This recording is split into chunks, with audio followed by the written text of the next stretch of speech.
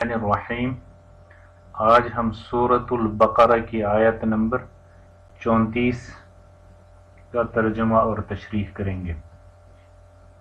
اعوذ باللہ من الشیطان الرجیم، بسم اللہ الرحمن الرحیم۔ وَإِذْ قُلْنَا لِلْمَلَائِكَةِ اسْجُدُوا، قلنا ہم نے کہا، اسجدو تم سجدہ کرو، سجدہ سے ہے جس کو سجدہ کیا جائے اس کے سامنے جھکنا بچھنا، اور شریعت میں سجدہ کہا جاتا ہے وضع الجبہۃ علی الارض، یعنی اپنے پیشانی کو، ماتھے کو زمین پر ٹیکنا، اور اللہ سبحانہ و تعالیٰ کو سجدہ عبادت کے طور پر کیا جاتا ہے، اور غیر اللہ کو سجدہ تکریم، احترام اور گریٹنگ کے طور پر کیا جاتا تھا، جیسا کہ فرشتوں نے حضرت آدم علیہ السلام کو کیا۔ اسی طرح حضرت یوسف علیہ السلام کے سامنے ان کے والد اور بھائیوں نے کیا تھا، تو وہ تعظیم اور احترام اور تکریم کے طور پر تھا۔ اور اسی طرح پہلے زمانے میں بادشاہوں کے سامنے تعظیماً اور احتراماً سجدہ کیا جاتا تھا، تو وہ سجدہ بطور عبادت کے نہیں تھا، بلکہ وہ تعظیم، تکریم اور عزت اور احترام کے طور پر کیا جاتا تھا۔ ابلیس یہ شیطان کا نام ہے۔ ابلیس اس کا مطلب ہے دھوکہ دینے والا، نا امید، یہ ابلاس سے مشتق ہے۔ استکبر، اس نے تکبر کیا، اس نے سرکشی کی۔ اس کا ترجمہ ہے وَإِذْ قُلْنَا، اور جب ہم نے کہا، لِلْمَلَائِكَةِ، فرشتوں سے، اور جب ہم نے فرشتوں سے کہا، کیا کہا؟ اسجدوا لآدم، کہ تم سب کے سب سجدہ کرو آدم علیہ السلام کو۔ فسجدوا، چنانچہ سب نے سجدہ کیا، الا ابلیس، سوائے ابلیس کے، سوائے شیطان کے۔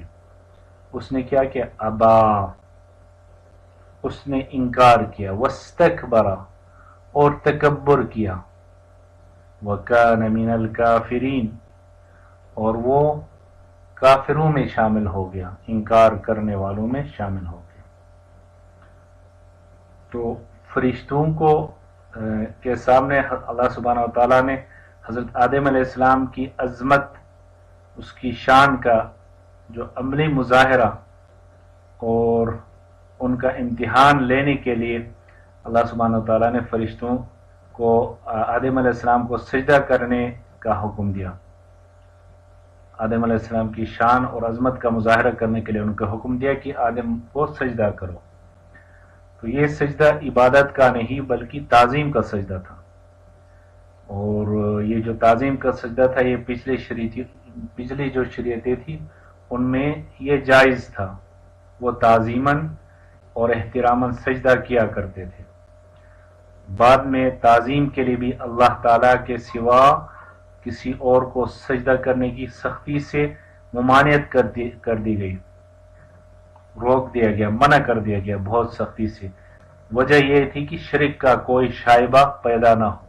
اگر احتراماً اور تعظیماً سجدے کی اجازت دیں گے تو کوئی شرک میں مبتلا نہ ہو، اس وجہ سے منع کر دیا گیا۔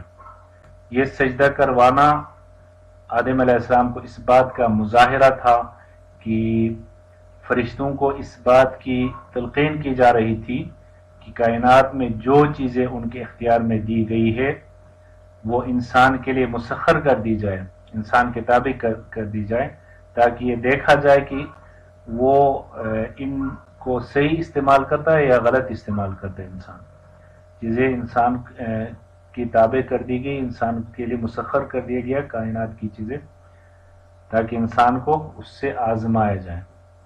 اور جو سجدہ تھا اگرچہ براہ راست سجدے کا حکم فرشتوں کو دیا گیا تھا، ڈائریکٹ جو حکم تھا وہ فرشتوں کو لیے تھا، مگر اس میں تمام جاندار مخلوقات بھی شامل تھی، انڈائریکٹلی ان کو بھی حکم تھا کہ وہ بھی سجدہ کرے۔ تو لہٰذا ابلیس جو جنات میں سے تھا، یہ فرشتوں میں سے تو نہیں تھا لیکن جنات میں سے تھا، تو تو اس پر بھی اس حکم کی تعمیل لازم تھی، کیونکہ تمام مخلوقات کو بھی سجدے کا حکم دیا گیا تھا۔ لیکن جیسے کہ قرآن کریم نے دوسری آیت میں ارشاد فرمایا کہ اللہ تعالیٰ وہ شیطان اللہ سبحانہ و تعالیٰ سے کہنے لگا کہ مجھے تو نے آگ سے پیدا کیا ہے،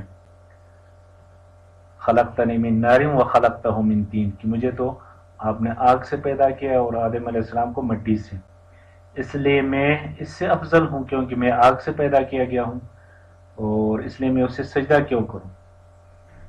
تو اس واقعے سے ہمیں یہ سبق میں ملتا ہے کہ اپنے آپ کو بذات خود دوسروں سے بڑا سمجھنا اور اپنی بڑائی پہ اترانا یہ کتنا بڑا گناہ ہے۔